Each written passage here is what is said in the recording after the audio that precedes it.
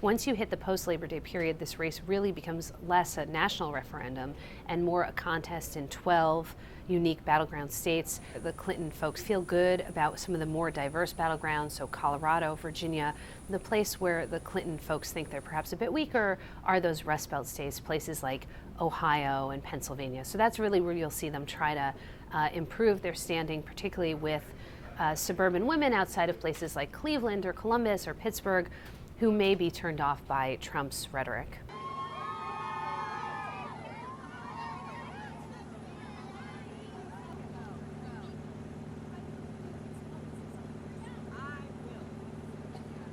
Hillary Clinton's goal is to press her case that Donald Trump is unfit to be president. That's really emerged as her main line of attack against him.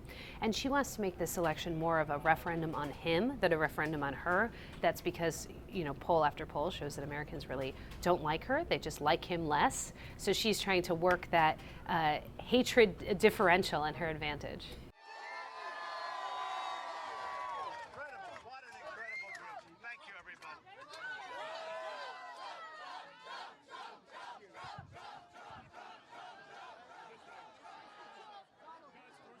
Trump has been going through this evolution over the last couple of weeks where he's basically shaken up his top campaign leadership. He is taking a much more scripted approach to campaigning than he has for most of the rest of his time as a presidential candidate.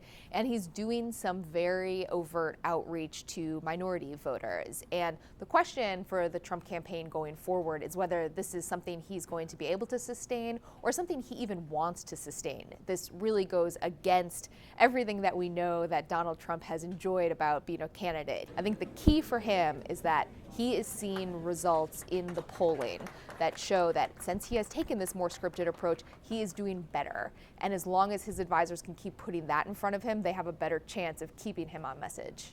The biggest disadvantage that Trump has in the election is that his path to 270 electoral votes is very narrow. He has to win a couple of key states. He has to win Florida, he likely has to win Pennsylvania, and then he also has to try to make up ground elsewhere, probably in the Midwest, in states like Michigan and Wisconsin that have traditionally voted Democratic. So this is not an easy lift for him.